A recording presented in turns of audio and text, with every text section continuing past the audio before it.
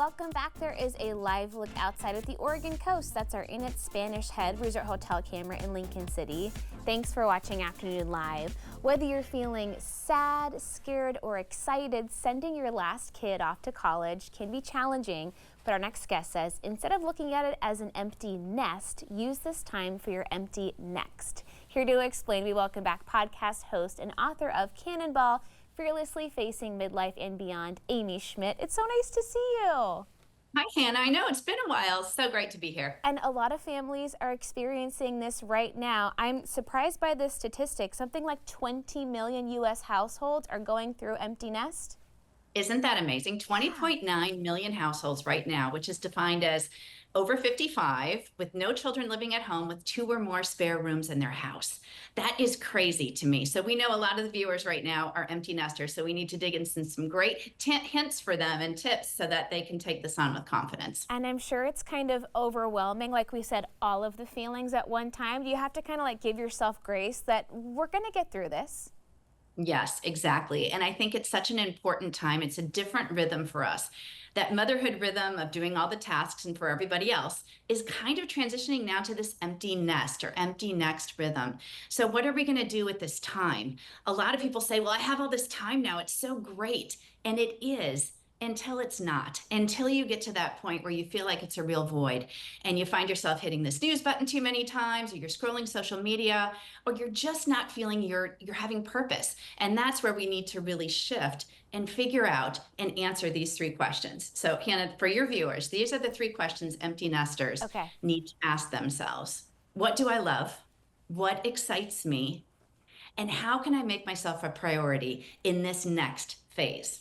That can sound really hard. Like you said, someone who's been a caretaker for so long, how can I make myself a priority? Where do you begin? Exactly. How do you start treating yourself as a guest of honor? There's a couple ways to do this. And being that this is going into a long weekend, this is a great time to do this because we can start kind of shifting our mindset and investing time in us with things I call daily and weekly anchors. So let's talk about daily anchors, something that somebody can start on Monday or Tuesday of next week. Instead of really being a schedule, and a schedule is, predicted every single day we do this task or we do this exercise class, this is a routine for you. So there's 3 parts of this daily anchor. One is your morning routine. So how many times do women say, oh, I wish I just had 5 minutes to stretch in the morning? Well, now you do, because you don't have to chase after kids or get them their lunch made or get them to the bus. You know what? Take that time to stretch. Take that time in the morning to write down 3 things. Have a little journal next to you and write down 3 things that you're grateful for before you start your day. And the last part of that morning routine as an empty nester is just like having your coffee in peace, not finding it on the laundry or on the washing machine 3 hours later because you left it there when you were trying to pack their sports stuff. And believe me, I know a lot of people can relate to that. Just have your coffee in peace. So that's one way of anchoring daily. There's another part of that. That's your evening routine. And it looks very different as an empty nester. Right now, you can choose when you want to unplug from your social media, from your phone, from your emails. Choose that time and be intentional about it every day. That's a really important thing. I've done that and it is so incredibly freeing. Another part in this kind of daily anchor in the evenings is light a candle or put together a really cool playlist on Spotify that you've never had time to do for yourself anymore. I think those are really, really important things to do. And at the end of that day, say, what has brought me joy today? What is something small, a little moment that has brought me joy? Those are great things. Yeah, keep going. Yeah, of that daily anchor. I know there's so much to go through. The daily anchor is just is some moments of movement. So getting outside midday or maybe in the evening with your spouse taking a walk. We have time to do that now. So that's one part of really establishing a new routine and finding purpose. We don't have to be productivity doesn't always have to bring us purpose. It can bring us peace. And that's what we need to find at this phase. And we can do things on a weekly basis too, right?